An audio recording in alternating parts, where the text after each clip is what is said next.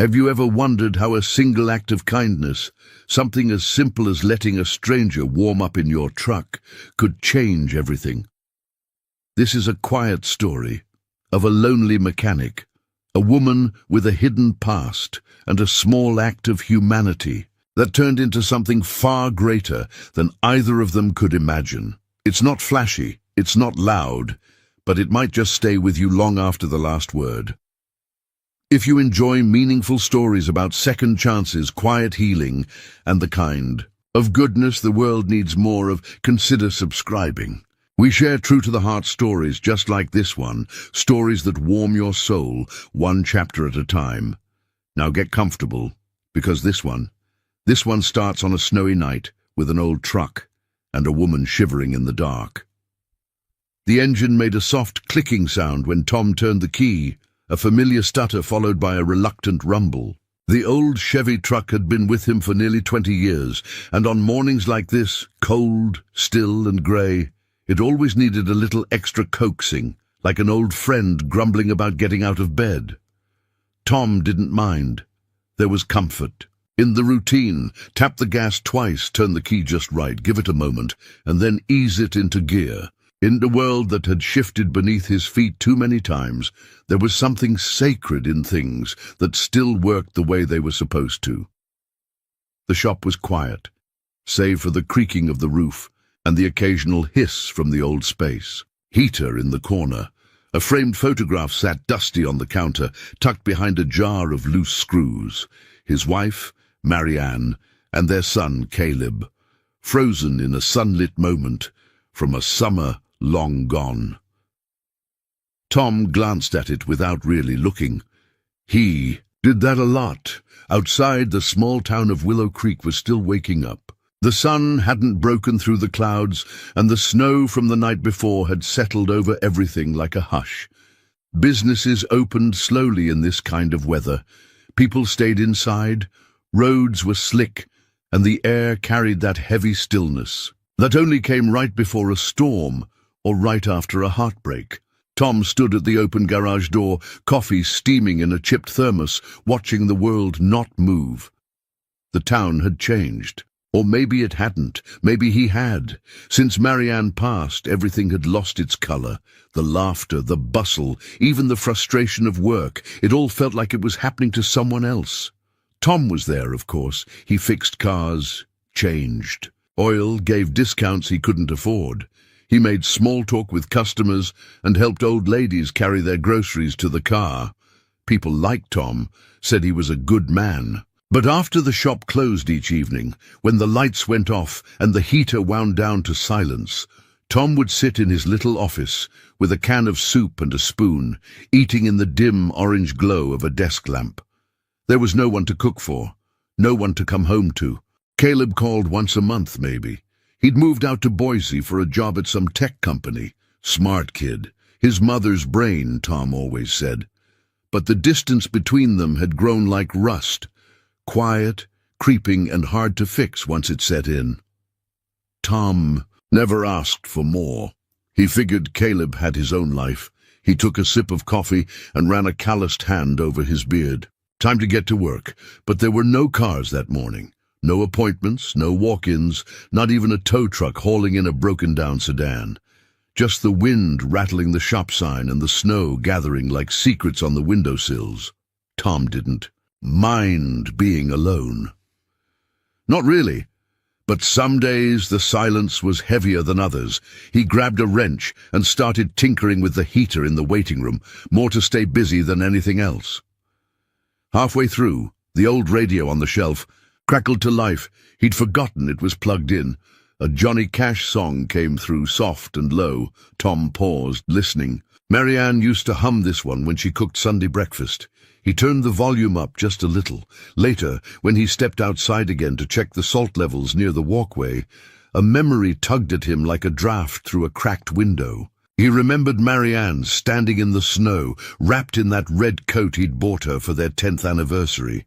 She used to love winter, said it made the world honest. No place to hide when everything's bare. Tom didn't love it. He never had. Still, every year when the first snow fell, he'd find himself looking out at the road, wondering who might need help. It was a habit, maybe a hope. He salted the path, fixed the door hinge, restocked the coffee pot, doing what needed to be done without thinking too hard about why. As the afternoon light began to dim, Tom pulled out his ledger book, the old-school kind, and flipped through the sparse entries of the past week. Business was slower than usual. December was always tough. People postponed repairs until after the holidays. He'd made just enough to cover rent on the shop, but not heat for both the shop and his trailer. He'd sleep in the office tonight. Again. The heater coughed and sputtered. Tom smacked it gently with his palm and muttered under his breath, "Don't. You quit on me now." It groaned but kept going. He sat down, pulled out a tin of soup from the drawer, and unscrewed the lid. A spoon, a napkin, and that was dinner. He turned off the main lights, leaving the desk lamp glowing, and leaned back in the chair. His eyes drifted to the photo again. "I miss you," he whispered. It wasn't the first time he'd said it. Wouldn't be the last. Just then, something outside caught his eye. A shadow, maybe. A flicker of movement near the far side of the parking lot, where the snow piled deeper and the light didn't quite reach. He stood slowly, walked to the door, and squinted through the fogged glass. Nothing. Or maybe someone? He rubbed the window, clean, and looked again. There, near the edge of the lot, was a figure, small, huddled, barely moving. A woman, he thought, sitting on the bench near the old bus stop that hadn't seen a route in 3 years.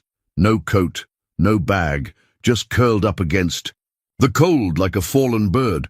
Tom didn't hesitate. He grabbed his keys and jacket, shoved his arms through the sleeves, and headed for the truck. The engine clicked, coughed, then caught.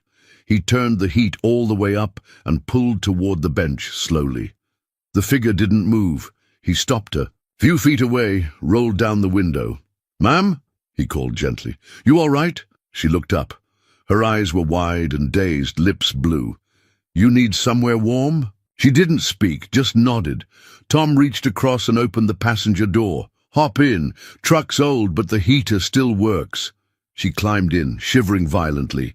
He handed her the coffee thermos without a word. No introductions, no questions, just warmth and silence. And for the first time in a long, long while, Tom felt like maybe the silence wasn't so empty after all. The office smelled faintly of motor oil and instant coffee, the kind of smell that settles into the walls and clings to flannel shirts, no matter how many times you wash them. Tom didn't mind. It smelled like work, like the life he'd built, even if it wasn't the one he'd dreamed of. He stood near the small microwave, watching a can of chicken noodle soup spin slowly on a cracked plate. The wind howled faintly outside, brushing against the aluminum siding of the shop, making the whole structure creak in protest. From the other side of the room came the soft hum of the truck's engine, idling just outside the shop's front door. The woman was still inside, curled up in the passenger seat under the old army blanket Tom had given her. She hadn't said much, just a whisper of "thank you," and then silence. Tom wasn't expecting more. He stirred the soup when the microwave beeped, poured it into a ceramic mug with a chipped handle, and sat down at his old wooden desk. The desk lamp cast a warm yellow circle over the open ledger book, the ink from his last entry still drying. "Brake job, $85, no charge for labor." He took a sip of the soup, lukewarm, salty, but it filled the empty space in his stomach. The way routine filled the spaces in his days. He looked around the office, at the clutter of years. A calendar from 2017 still hanging on the wall because Marianne had liked the photo of the lake in July, a cracked mug full of pens that didn't work, a coffee tin filled with spare keys from cars long since sold or scrapped. Tom had once imagined growing old somewhere else, maybe with a little house on a hill, a porch swing, grandkids underfoot. But life had a way of rewriting your dreams. In quieter, lonelier fonts, he glanced again at the photo frame, tucked into the bookshelf's corner. Marianne, in a blue summer dress, smiling with her hand on Caleb's shoulder. Caleb had been, what, 16 then? He'd just finished rebuilding. His first motorcycle with Tom that summer. A proud moment. They used to have Sunday dinners together back then. Marianne would bake something from scratch, usually with too much cinnamon, and Tom would set the table, humming along to her favorite records. Caleb would complain, but always eat 3 servings. Those dinners were long gone now. Marianne had fought bravely, but lost. And after the funeral, Caleb stayed for 2 weeks before packing up for Boise. He said he needed space. Tom hadn't argued. He understood grief came in different forms. But silence. Silence had become the form grief chose for Tom. The radio on. The desk crackled softly. He turned the volume up a bit. A Willie Nelson song floated through, warm, twangy, nostalgic. Tom sat back, mug in hand, listening as the snow tapped gently against the window. He thought of the woman in the truck, young, mid-30s maybe, pale and thin, like life had worn her edges down. No ring on her finger, no backpack or suitcase, just a worn coat and eyes that had seen too much. He wondered where she had been, headed, or where she was coming from, but he didn't ask. He never did, really, not since Marianne. Questions felt like violations now. People carried enough weight without having to explain it to strangers. He stepped out into the cold again, pulling his coat tighter. The snow had picked up, flurries now dancing sideways in the wind. He opened the passenger door gently. She was awake, eyes half-lidded, still clutching the thermos he'd given her. "You okay?" he asked quietly. She nodded. Her voice, when it came, was hoarse. "Just tired. Thank you. You're welcome to stay in here as long as you need. The heater's stubborn, but it works better than mine." She gave a small, tired smile, and, for a brief second, Tom saw something there, not fear, not even sadness, but a strange kind of recognition, like she knew this kind of night all too well. He hesitated before speaking again. "There's soup inside. If you're hungry." She shook her head. "I'm fine, really. Just need a little warmth." Tom nodded. "All right, I'll be right inside if you need anything." He closed the door gently and returned to his office. Inside, he turned down the radio and dimmed the lamp. The soup had gone cold. He didn't bother finishing it. Instead, he wrapped himself in an old flannel blanket and lay down on the cot, tucked between the filing cabinets and the back wall. It wasn't comfortable, but it beat sleeping in the trailer without heat. He stared at the ceiling, eyes adjusting to the dim. The wind picked up again, howling against the door like a lonely ghost. For a while, he just listened. Then, somewhere between a blink and a breath, he remembered something Marianne used to say. On cold nights, sometimes all a person needs is one warm place to remember the world isn't all bad. He turned on his side, pulled the blanket tighter, and closed his eyes. Outside, in the truck, a stranger slept. And inside, for the first time in a long time, Tom didn't feel entirely alone. By mid-morning, the snow had stopped, but it left behind a world smoothed over and muted, like someone had laid a thick white quilt over the town and told it to rest. Tom stood at the edge of the garage's front lot, boots crunching through, fresh powder watching his breath cloud the air. The truck sat parked exactly where he'd left it. The woman was gone. She'd left some time before dawn, it seemed. The blanket was neatly folded on the passenger seat, the thermos empty and resting upright in the cup holder. Tom stood for a long moment, his hand resting on the open door, looking at the impression her body had left in the worn vinyl seat. No note, no name, no goodbye, but then he saw it, tucked carefully under the edge of the dashboard, a small cream-colored card. He reached in and picked it up. Heavy stock. No logo or design on the front, just clean and plain. Inside, a few lines written. In elegant, slanted handwriting. "Thank you for your kindness. My name is Claire Maddox. If you ever find yourself in need, call me. I won't forget this." A phone number followed. Tom read the note twice, and then again. Maddox. That name rang faintly in the back of his mind, like a bell from a church he hadn't entered in years. He slipped the card into his jacket pocket without thinking too hard about it. People came and went in this world. Some left a mess. Others, like her, left questions. Back inside the shop, he flicked on the lights and started his morning like always. Radio humming softly, coffee brewing, tools laid out neatly on the workbench. But there was a shift in the rhythm today. A hum beneath the surface. Tom didn't know why her leaving felt heavier than her staying. By noon, the roads had cleared enough for a few regulars to come by. First was Mr. Lyle, whose old Buick refused to start every time it dipped below freezing. Then Doris came in, worried that her brake pedal felt mushier than usual. Tom gave her a ride home while he checked it out. It was on that ride, driving Doris down Maple Street, that the memory struck him. Claire Maddox. He remembered now.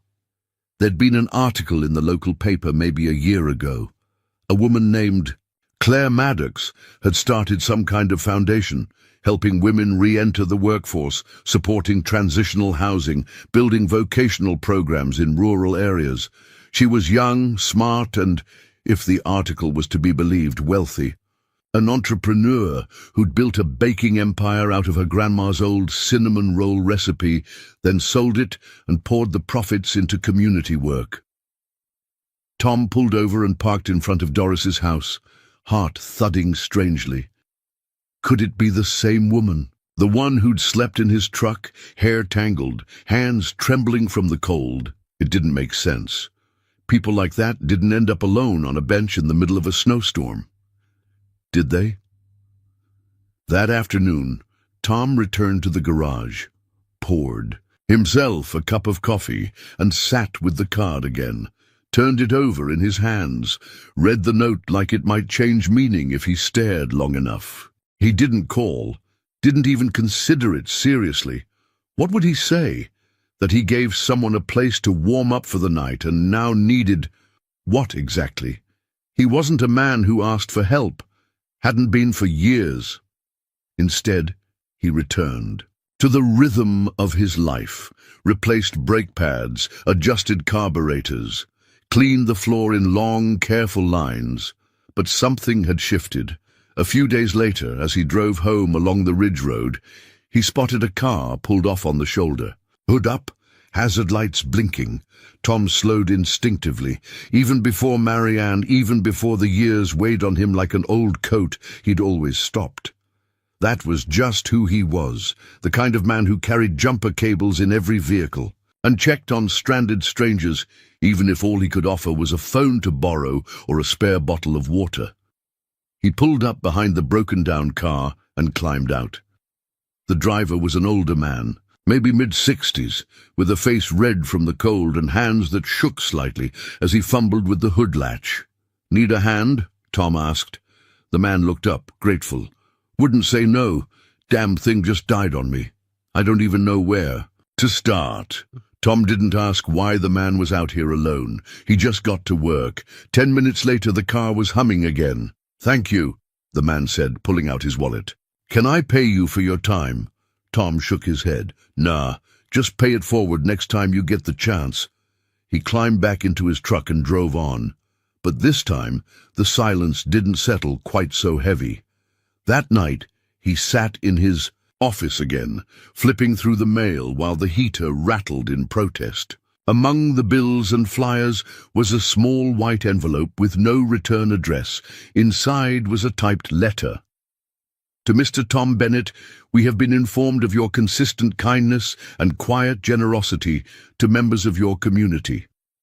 As someone who once benefited from such a moment of grace, I believe in returning that gift where it's due.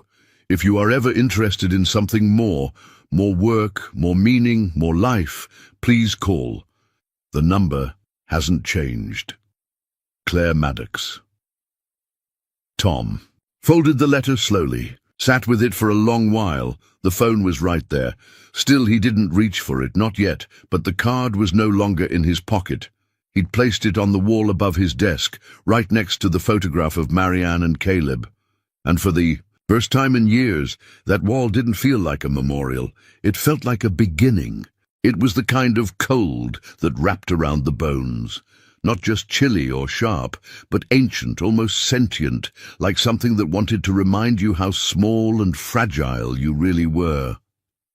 Snow drifted in lazy spirals under the amber glow of the old street lamps lining the bus stop near the edge of town. Tom's truck rumbled slowly down the hill, headlights sweeping across quiet storefronts and shuttered windows. Most of Willow Creek had long since gone to bed, their houses wrapped in fleece and Christmas lights, fireplaces whispering behind frosted panes. He hadn't meant to take the long way home, but the heater in the truck was finally warm, and his thoughts were too loud in the silence of his trailer.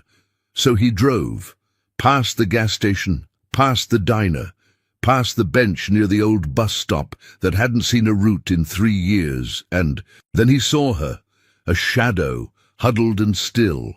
Small figure, curled in on itself like a question mark, legs drawn to her chest, arms wrapped around her body in a grip that said she didn't trust the night, or maybe didn't trust herself in it. Tom slowed the truck without really thinking. His instincts kicked in before his brain caught up. She didn't move as he pulled up beside her. He rolled the window down, warm air spilling into the cold night. "Ma'am," he said, voice careful. "Are you all right?" She looked up, and the sight of her eyes nearly took the wind out of him, not because she was beautiful, though she might have been once, before the cold and exhaustion etched lines across her skin, but because there was something in those eyes he recognized, not fear, not panic, but distance. She was somewhere far away, and Tom knew that place. "Do you need help?" he asked, gentler now. She didn't speak, just nodded once, a fragile movement. Tom reached across the cab and pushed open the passenger door. "Come on in. Truck's not much, but the heater works." She hesitated, looked at him like she wasn't sure what to believe. Then slowly she stood, knees stiff, fingers trembling, and climbed in. He passed her the thermos of coffee he kept in the cup holder. It wasn't fresh, but it was warm. She took it with both hands, like it might vanish if she let go. "Thank you," she whispered. That was all. She didn't tell him her name, didn't explain why she was out there or where she was going. Tom didn't ask. He'd learned over the years that not all kindness needed a reason. Sometimes people just needed a place to be without having to explain themselves. She sipped the coffee slowly, letting the heat crawl back into her bones. Tom turned the heater up another notch and adjusted the vents so they blew directly toward her. For several minutes, neither of them spoke. The silence wasn't uncomfortable. It was just honest. After a while, she leaned back against the seat and closed her eyes.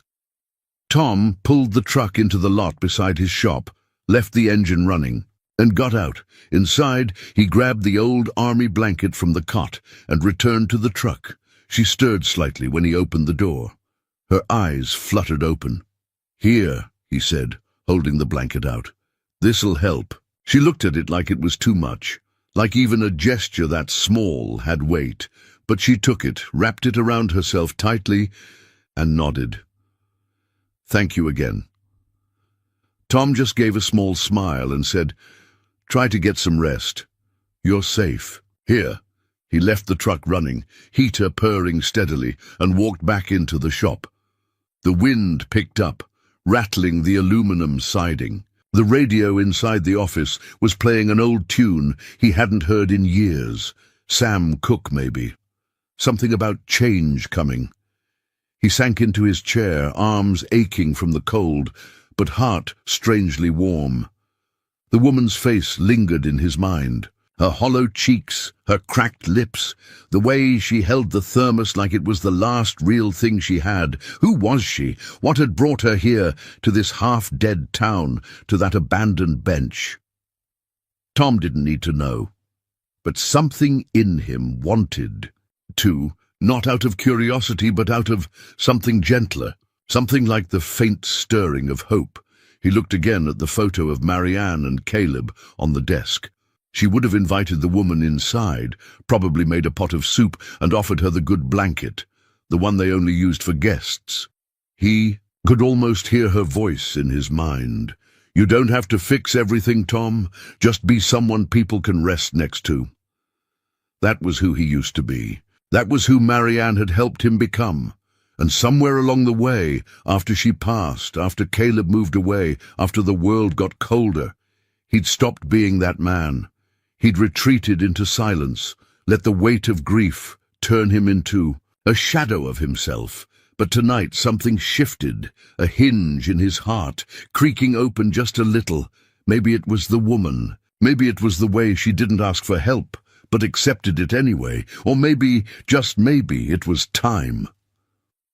Tom turned off the radio and stood, moving quietly to the cot in the corner. He lay down without bothering to undress, the flannel blanket pulled up to his chin. The wind howled outside. Snow tapped at the window panes like a child wanting to be let in, but inside the heater hummed. The woman slept, and the shop held its quiet vigil. And for the first time in a long while, Tom felt like he'd done something right, something that mattered. He didn't know who she was. He didn't know what tomorrow would bring, but he knew this. Tonight someone would be warm, and that somehow made the cold a little more bearable. Tom awoke just before dawn, his eyes blinking open to the soft golden halo of his desk lamp still glowing from the night before. His back ached from the cot's thin mattress, and his knees protested as he sat up and swung his legs to the floor. Outside, the world was still. Snow dusted the windowsill in fine patterns, and frost traced delicate feathers along the glass. A quiet morning, the kind that came only after the cold had finished its argument with the night. Tom reached for his coat, shrugged it on, and moved stiffly toward the front of the shop. The truck was still parked outside, its engine long cooled. He squinted through the glass door. Empty. She was gone. He pulled the door open and stepped out into the cold, boots crunching lightly over the snow-packed ground. The truck's cab was closed, the passenger seat vacant. The army blanket, neatly folded, lay where she'd sat, tucked carefully into the corner of the seat like she hadn't wanted to disturb anything. The thermos he'd given her sat beside it, empty but clean. He stared at the scene for a long moment, processing her absence. No goodbye, no knock on the door, just a quiet departure, like a ghost slipping through a wall. But there, just above the glove compartment, caught under the edge of the cracked dashboard, was something new, a card, cream-colored, heavy stock, no design. He pulled it out slowly, heart giving a single, unexpected thump. On the inside, written in elegant, slightly slanted handwriting, "Thank you for your kindness. My name is Claire Maddox. If you ever find yourself in need, call me. I won't forget this." Below the message was a phone number. Tom stood frozen, the card resting in his gloved hand, breath fogging the air around him. Claire Maddox. The name rolled around in his mind, stirring something. He walked back into the shop, card still in hand, and sat down heavily at his desk. He read the note again, then once more. There was something about that name. It tugged at him, familiar but distant, like a song he'd heard in another life. He reached into the bottom drawer of the desk, pulled out an old laptop he hadn't used in months, and plugged it in. The boot-up process was slow, the fan wheezing, like an asthmatic squirrel. But eventually the screen lit up. Tom opened the internet browser and typed the name into the search bar. Claire Maddox. Dozens of results filled the screen. Articles, photos, interviews. A headline from a business journal, from homeless to CEO, Claire Maddox and the bakery empire. Built on second chances, another. Maddox Foundation funds $10 million for women's shelters nationwide. His eyes scanned the page, catching fragments. Orphaned at 14, lived on the streets, started baking out of church basements, sold her first business for $12 million, turned to philanthropy. Focused on small towns, vocational programs, women's support services. Tom leaned back in his chair, the card still resting in his palm. The woman who'd spent the night in his truck wasn't just someone down on her luck. She was someone who had been down and climbed her way up. And yet, last night, she had looked like someone with nowhere left to go. He stared out the window for a while, lost in thought. The silence of the shop felt different this morning, charged somehow. As if something had shifted in the wiring of his life, and he hadn't noticed it until just now. He thought about calling, just to say, "What? Thanks for the card?" Or maybe, "Are you okay?" But the truth sat heavy in his chest. Tom hadn't talked to someone outside this town for more than 5 minutes in years. He didn't do phone calls, or business meetings, or people who wore designer coats and had articles written about them. He was just a mechanic. A decent one, sure, but plain. Nothing about his life was impressive. He looked down at the calloused hands that had once built a treehouse for Caleb, rebuilt 3 engines in 1 weekend, and held Marianne's hand as she slipped away. He wasn't sure what a woman like Claire Maddox could possibly want from a man like him, besides a warm truck and a quiet night. Still, she'd left the card. He placed it carefully on the wall above his desk, next to a photo of Marianne and a faded Best of Willow Creek Auto Repair certificate from 2009. It didn't feel out of place there. He didn't call her that day, but he thought about her.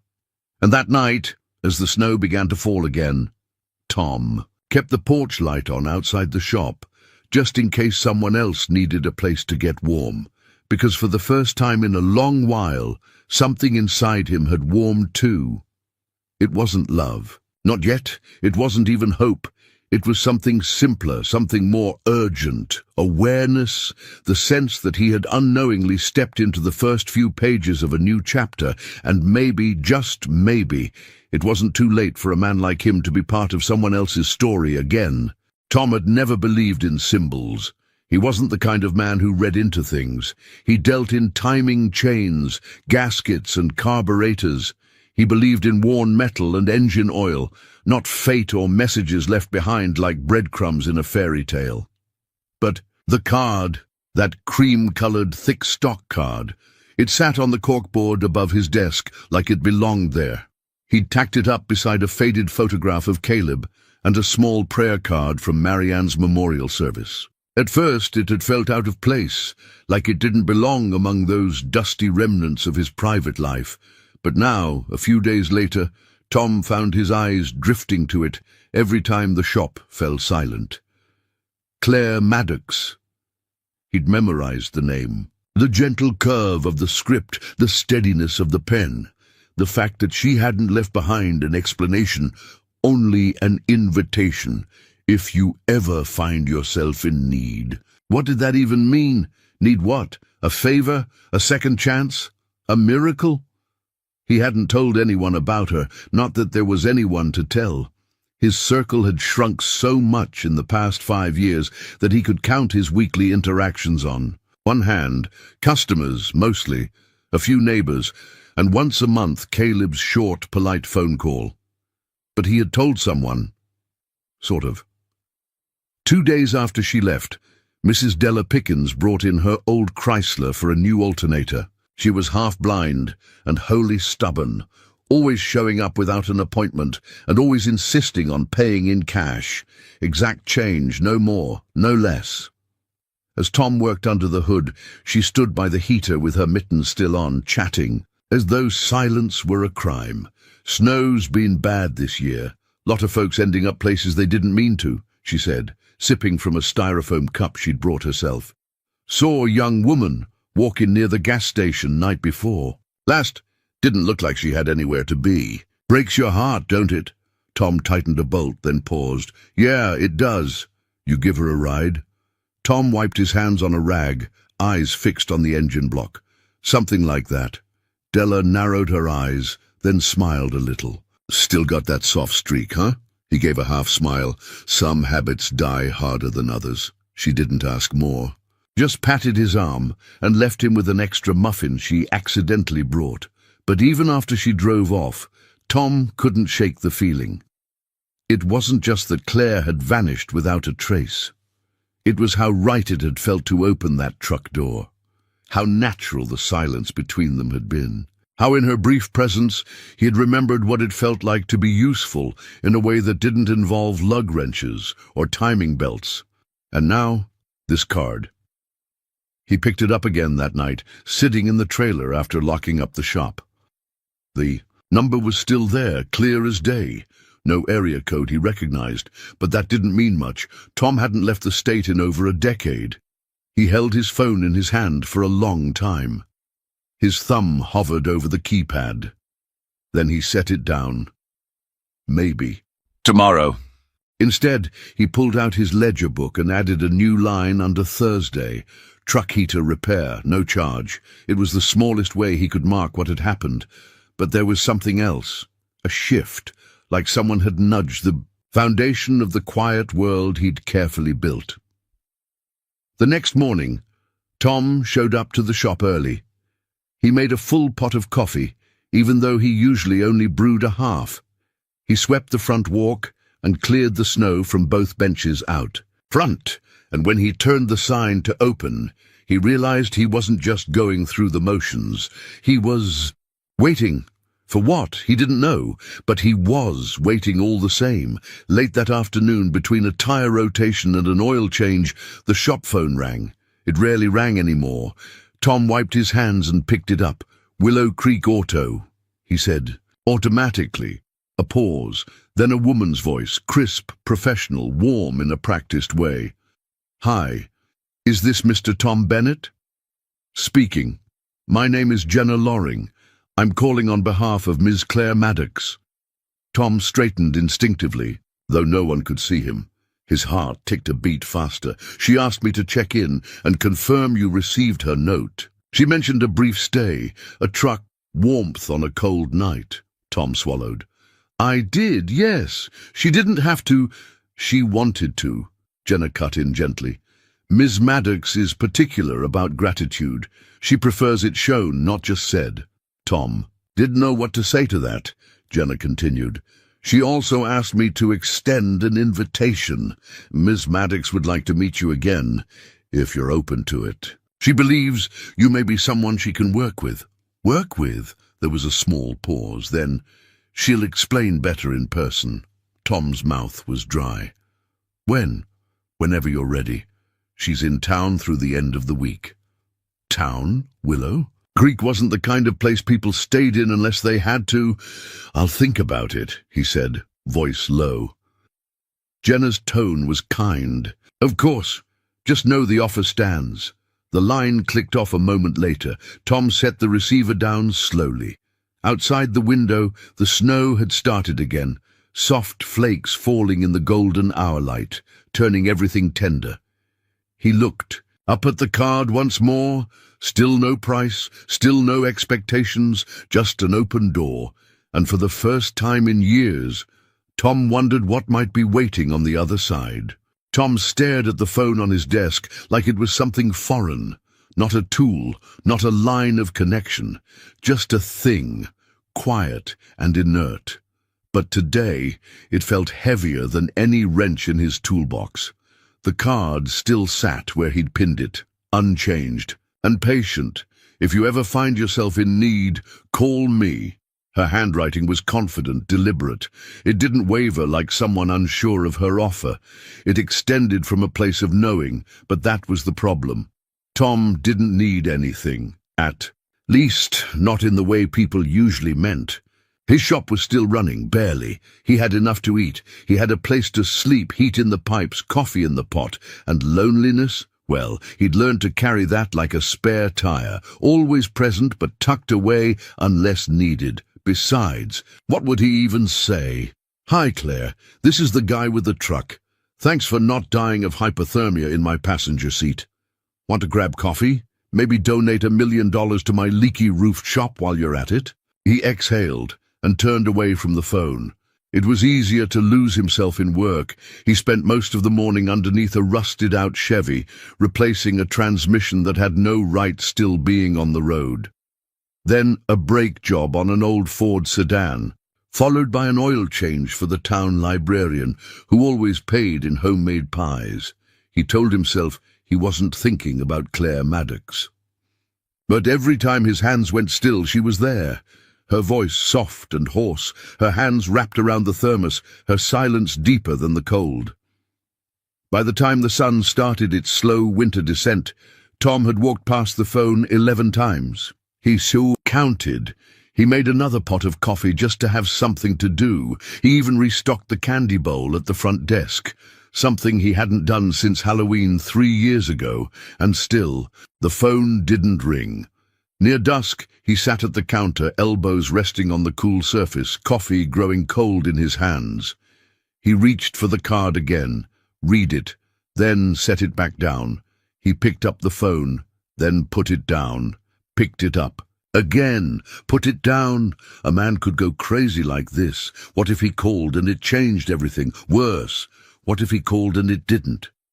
He rubbed his temples and muttered, "You're talking to a piece of paper, Tom. That's not a good sign." He stood, stretched, and turned off the heater in the office. The cold crept in immediately, making his joints ache, but it cleared his head. Then he did something he hadn't done in months. He reached for his jacket, locked the front door behind him, and walked. The streets were mostly empty, snow piled up in soft ridges along the sidewalks. Porch lights flickered on one by one, glowing, like fireflies in the blue dusk. He passed the post office, the bakery, the hardware store with the bell that hadn't worked since spring, and then he saw the bench, the same bench where she had sat just nights before, shivering under the weight. Of the sky, it was empty now, just snow and silence. He walked over to it, stood for a moment, then sat. It was stupid, he knew. He wasn't sure what he expected to feel, some lightning bolt of certainty maybe, some inner voice that said, "Call her, you fool, this means something." But the truth was quieter than that. All he felt was a strange sense of presence, like her absence had somehow left a warmth behind. And for a man like Tom, who had lived so long in the shadow of what was gone, that warmth was worth listening to. He sat there for a long time, hands in his coat pockets, watching his breath rise and vanish. Then he stood up, turned, and walked back toward the shop. Inside, he didn't hesitate. He picked up the phone, dialed the number 1 ring 23. He was about to hang up when a voice answered. "Hello?" It was her, Claire, not her assistant. Not some smooth-talking gatekeeper, just her. Tom froze for a heartbeat, then found his voice. "Hey, it's Tom. From the truck. The one who offered you bad coffee and a noisy heater."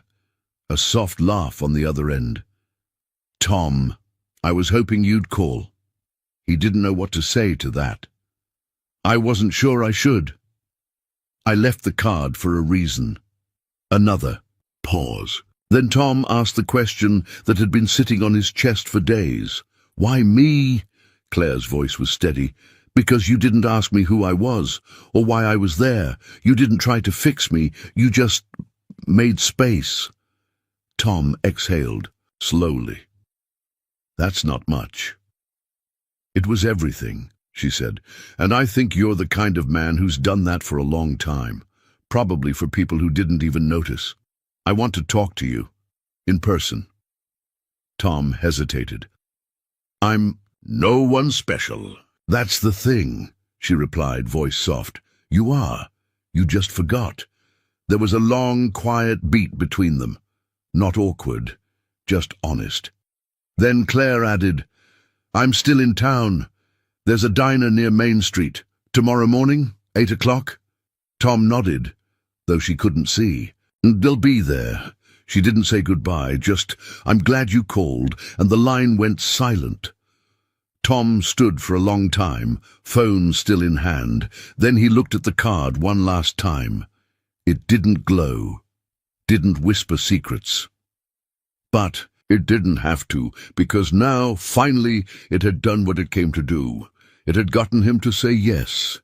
The diner was the kind of place that hadn't changed its wallpaper since the mid-'80s. Faded floral print curled slightly at the corners, and the cracked vinyl booths smelled faintly of maple syrup and thyme. The open sign blinked half-lit in the window, and a tiny bell above the door let out a lazy ting when Tom stepped inside. It was just after 8. Snow clung to his boots. He'd dressed carefully, clean jeans, a flannel shirt that didn't have oil stains, his good coat. It wasn't fancy, but it was presentable, and that was enough. Tom scanned the room. She was already there. Claire sat in the far booth, a mug cupped in both hands, steam curling around her face like a veil. She looked better, rested. Her cheeks had more color, her posture straighter, but her eyes, that quiet stillness behind them, were exactly as he remembered. She spotted him and gave a small wave, more invitation than greeting. Tom crossed the room, his boots thudding softly against the linoleum. "Morning," he said, sliding into the booth across from her. "Hi, Tom." He nodded toward the mug. "That your first?" "My second." "I was nervous," she said with a small, almost embarrassed smile. "Didn't want to look like I was hiding behind the coffee." "I usually do," he said, then added, "Hide behind mine, I mean." That got a laugh. It was light, genuine, not rehearsed. They sat in a comfortable silence for a few moments. Then Claire spoke. "I guess I owe you a few answers." Tom shook his head. "You don't owe me anything." She looked down, then back at him. "I know, but I want to tell you anyway." He nodded once. He was here to listen. Claire leaned back slightly, as if settling into a version of herself she didn't wear often. "I used to be invisible," she began. "Years ago. I was homeless for nearly 2 years. Fell through every crack in the system. Lost both my parents before I turned 20, a boyfriend who left me in a motel room with $62 and a shut-off phone." Tom didn't interrupt. "I got a job at a diner, one like this, washing dishes. The cook there let me sleep in the pantry during a blizzard. First time I felt safe in months. I stayed 6 weeks, started baking things to sell. Cinnamon rolls mostly. That turned into something more." He nodded slowly. "The Maddox Bakery." Claire looked surprised. "You read about it?" "After you left the card. I looked you up." She smiled faintly. "I never used to Google myself, too afraid it'd remind me how much of it I still didn't believe." There was something raw behind her composure, like she wasn't quite sure whether telling this story would set her free or unravel her entirely. "I sold the business 5 years ago. Made more money than I knew what to do with. Didn't feel like I'd earned it. So I started a foundation to help people like me. People who fall through cracks. People who just need one warm night in a truck to believe the world hasn't forgotten them." She stopped, eyes searching his. "That's why I came back, why I looked you up. That night, you reminded me of what saved me in the first place. Not money, not business, just someone who didn't ask questions, who let me breathe." Tom was quiet for a long time. Not because he didn't know what to say, but because he wanted to say it right. "You looked like someone who'd forgotten how to be looked at," he said finally. "I didn't want to make that worse." Claire blinked, caught off guard by the honesty. "I didn't expect a card," he continued. "Didn't expect anything. I just didn't want to leave you in the cold." "You didn't," she said softly. "Not just literally." The waitress came by, refilled their coffees, dropped off 2 menus, and disappeared like she'd done this 1,000 times. Claire flipped hers open but didn't look at it. "There's something else," she said after a moment. "Something I haven't told anyone outside my circle in a long time." Tom set his coffee down. "You don't have to."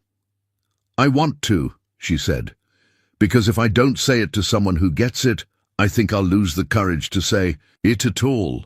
She inhaled slowly, then said it like it was a confession. I left everything 2 weeks ago. The board, the foundation, the meetings. I didn't tell anyone where I was going. I just walked away.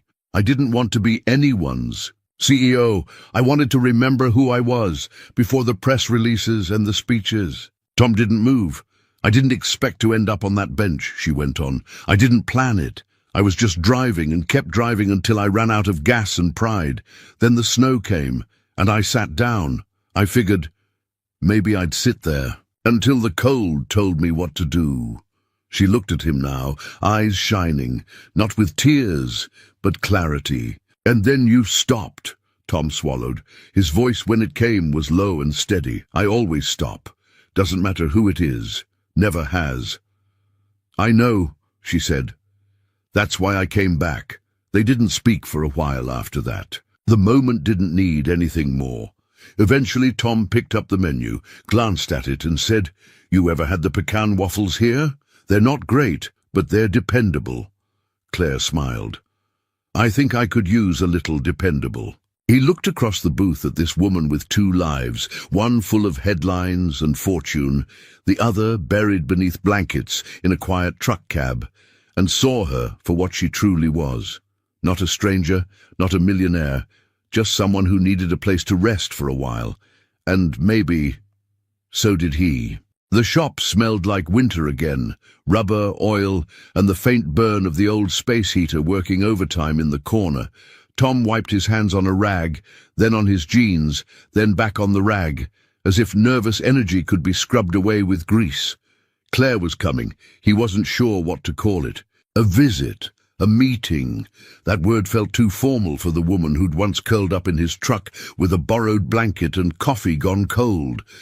But it also felt too casual for the woman who had a Wikipedia page, a private foundation, and a voice that made you believe in second chances. It had been 3 days since they sat in that diner. 3 days since pecan waffles and honest words. 3 days since Claire said, before she left the table, "I'd like to see where you spend your days." Tom, so here he was, swept the shop floor twice, cleared the parts shelf, even fixed the closed sign that had been crooked since spring.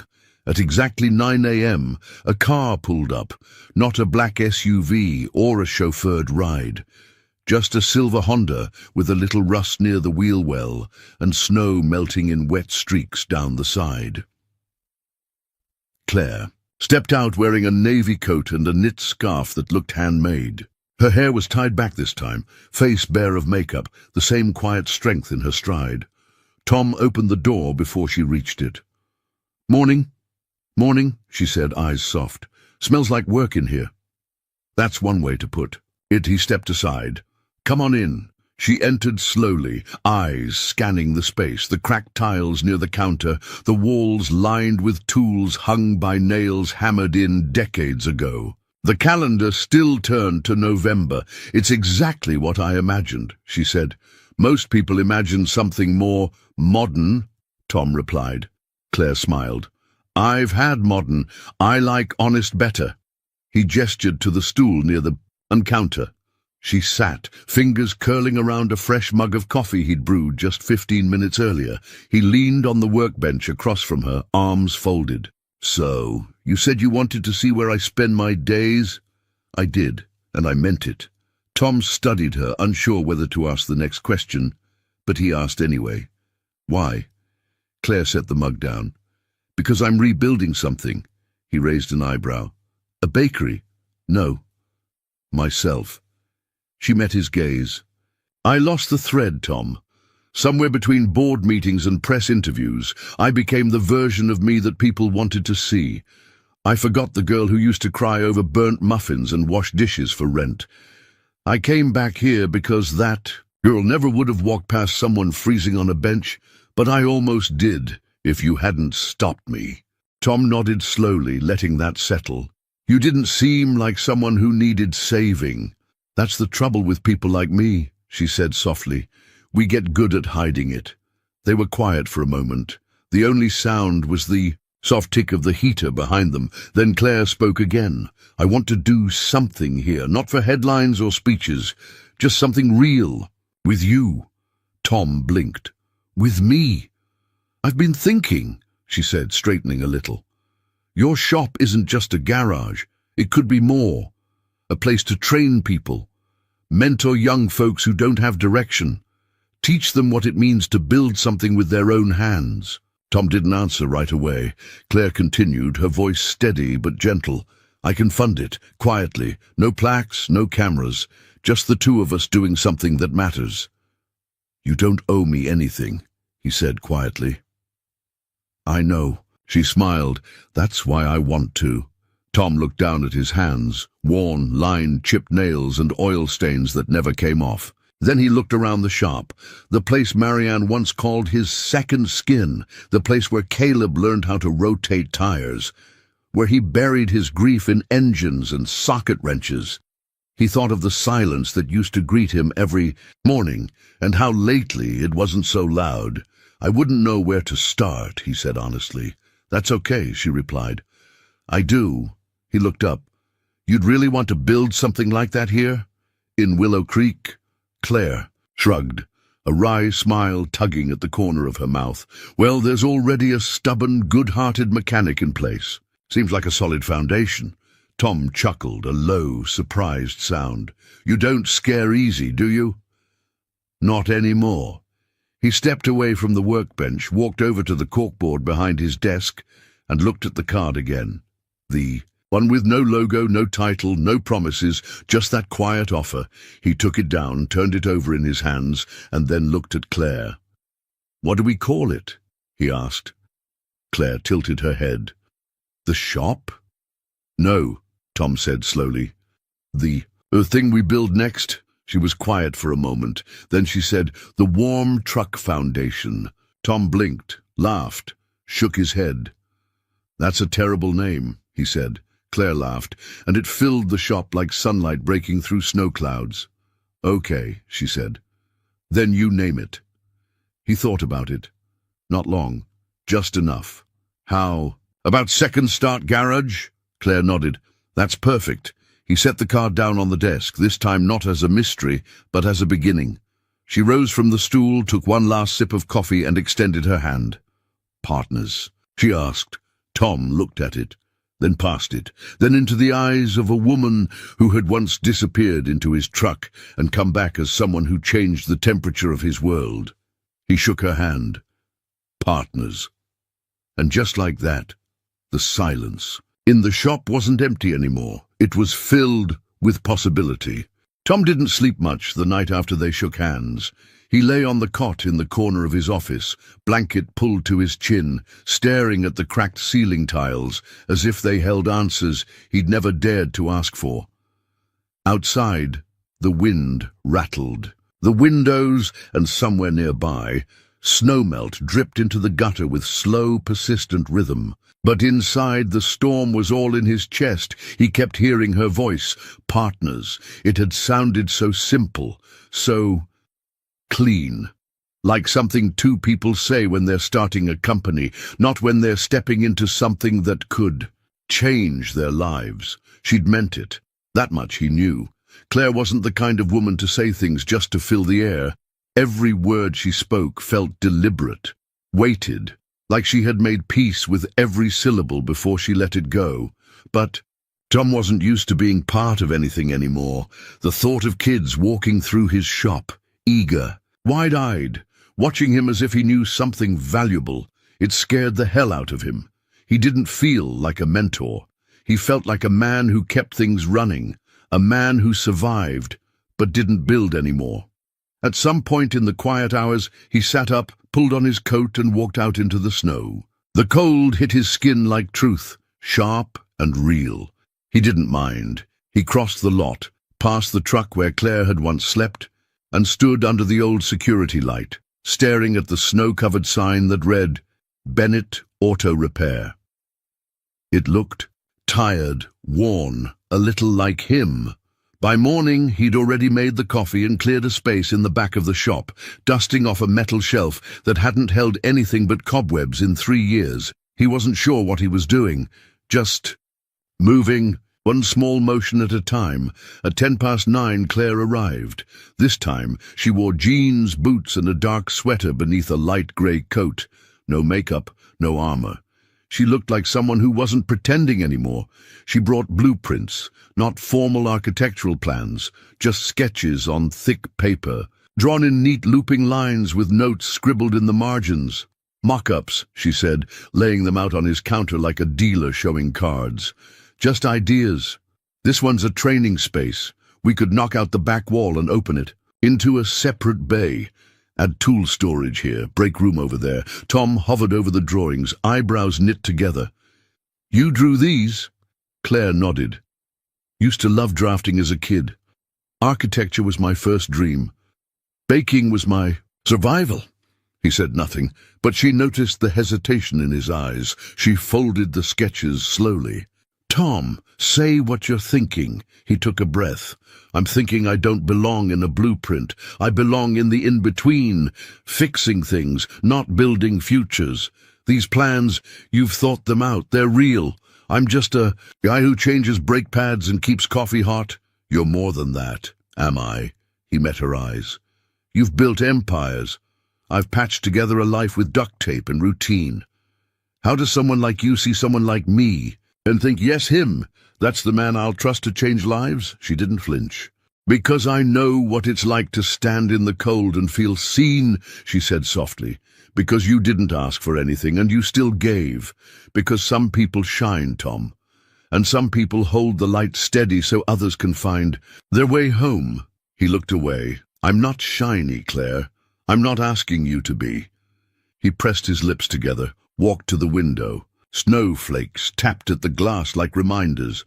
I lost someone, he said quietly. Marianne, my wife, 4 years ago. Cancer. Claire's eyes softened. She made me believe I was worth something, he said, voice low. That I was more than grease under my nails and calluses on my palms. When she died, I stopped trying, just kept the lights on. Took care of the truck, let the world get smaller. He turned back to her. I don't know how to be that man again. You don't have to, she replied. You only have to be the one you are now. That's the man who opened his truck to a stranger. That's the man I trust. For a moment, the shop felt like church. Quiet, honest, holy in a way that had nothing to do with walls or sermons. Claire reached into her bag and pulled out a small folder. I drafted a budget. Quiet funding, no strings. We start small. 6 months, pilot program. A handful of kids, paid stipends, tools provided. You lead the training. I'll handle the logistics. We evaluate from there. Tom took the folder, thumbed through the pages. Numbers, schedules, real steps. This wasn't a dream, it was happening. If he said yes, and for the first time since Marianne's funeral, he felt something push back against the weight he'd carried for so long. Not a replacement, not a miracle, just movement. 6 months, he said. Claire nodded. He closed the folder, set it on the counter. Okay, she blinked. Okay? Yeah. He let out a breath. Let's build something. A smile spread across her face, one that came from the center of her chest. Not the press release kind, the kind built from hard days and harder choices. I'll get started on the grant paperwork, she said. Tom smirked. I'll sweep out the back bay. Claire gathered her things, paused at the door. Tom? Yeah? She looked at him softer now. You're more than worth it. You're needed. Then she left, and for the first time in years, Tom Bennett stood in the middle of his shop and believed it might be true. It started with a single workbench, cleared of clutter for the first time in years.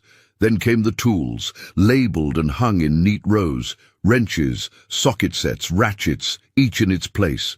A new heater replaced the old one that coughed like a lifelong smoker, and the cracked window in the back bay was finally swapped for one that sealed shut when it snowed. Tom had always fixed things, but he hadn't rebuilt anything in a long time until now. It had been 3 weeks since he said yes. 3 weeks since Claire walked out of his shop and left behind not just a folder of plans, but a future. They spoke daily now, sometimes about logistics, sometimes about nothing in particular. She sent updates on grant approvals, zoning forms, the arrival schedule for new tools. He sent her photos of the progress, a freshly painted wall, a cleaned-out storage room, a handwritten welcome sign tacked to the office door. Most evenings, he found himself staying later, not because he had to, but because he wanted to. The silence in the shop no longer felt like an echo chamber for grief. It felt like anticipation, a waiting space, a becoming. The new program would launch in January. Claire had already reached out to a local youth shelter in the neighboring county, and 4 young adults had signed on. 2 boys, 2 girls, all between 16 and 20. They would learn basic automotive skills, get their hands dirty, and if Tom had anything to say about it, walk away feeling like they could fix more than just a car. He was nervous, but it was a good kind of nervous. The kind that meant something, mattered again. On Christmas Eve, Tom found himself stringing a modest row of lights along the awning of the garage. They flickered a bit, and he had to jiggle the extension cord to keep them on, but they held. From the street, the glow looked warm, like a promise.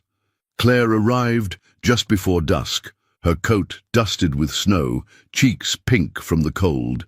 She carried a box wrapped in butcher paper, tied with a piece of twine. "You brought something?" Tom asked as he opened the door for her. "Maybe."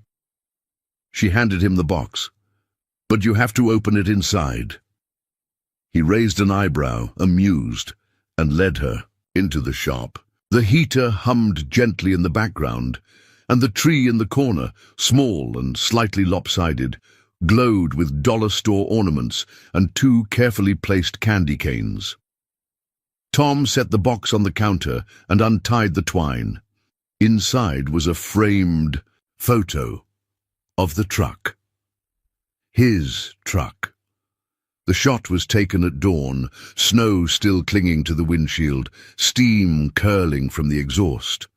And in the passenger seat, just barely visible through the foggy glass, was the shadow of a woman wrapped in a blanket, holding a thermos with both hands. It was that night, their night, Claire spoke softly. "I took that picture the next morning, just before I left. I didn't even realize I still had it on my phone until last week." Tom didn't know what to say. He traced the frame with his fingers. "I thought maybe it should live here," she added, "so neither of us forgets where this really started."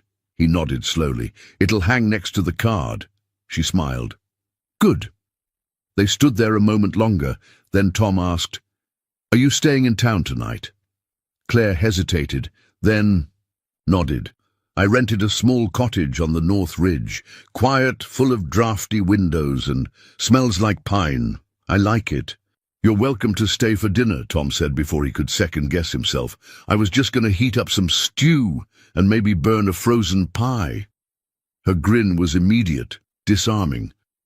"That sounds perfect." They ate in the office, paper plates balanced on knees, the space heater humming, and the Christmas lights blinking in mismatched rhythm. Afterward, Tom made cocoa on the hot plate, and Claire wandered the shop, hands trailing along tool benches and newly cleaned cabinets. "You ever think," she asked quietly, "about what might have happened if you hadn't stopped that night?" Tom leaned against the counter, mug in hand. "I try not to." "I do," she said. "Sometimes I think the person I was becoming wouldn't have survived much longer. Not because I didn't have resources or people or therapy, but because I'd forgotten how to feel safe around someone real." He didn't answer, just sipped his cocoa and let the silence hold the weight of her words. "I've done a lot of good," she continued, "built things, helped people, gave away more than I ever expected to earn. But I think this is the first thing I've done that feels like it gives back to something that gave to me." Tom looked at her. "You're the one changing lives now?" Claire shook her head gently. "No, we are. Later, When she stood at the door to leave, snow beginning to fall again in the blue hush of evening, she turned to him and said, "I think we both needed a warm truck that night." He nodded. "And a second chance." She touched his arm gently. "Merry Christmas, Tom." He watched her walk to her car, headlights cutting through the flurries, and then disappear into the falling quiet. New Year's came with the smell of motor oil and fresh paint. The first trainee arrived 2 days early, an 18-year-old named Jonah, with quiet eyes and a nervous laugh. Tom showed him where the gloves were, how to check the oil, how to feel the difference between a worn belt and a new one. More would come. The program would grow. Claire visited often, but not as a guest. She helped with paperwork, painted the entryway herself, and brought soup on cold days. Their rhythm became easy, familiar, sometimes quiet, sometimes filled with stories, but always warm, always real. One evening, just before locking up, Tom flipped the new sign that hung by the door. Second Start Garage. Eston. 2024, he stepped back, looked at the frame on the wall, the photo of the truck, the card, and now a small plaque that Claire had mounted beneath them. Kindness costs nothing, but it changes everything. As he turned off the lights, he left one on above the front door, not because he forgot, but because someone might need to see it. Someone might still be walking, and this place was built for second starts. We'd love to know, where are you watching from? Let us know in the comments below. It always warms our hearts to see how far these stories travel. If this story touched you in any way, if it made you think, feel, or even just pause for a quiet moment, don't forget to subscribe. There are many more heartfelt stories waiting for you right here, and from the bottom of our hearts, thank you for spending your time with us today. We know your time is valuable, and it means so much that you chose to spend part of it here. Until next time, take care and keep believing in kindness.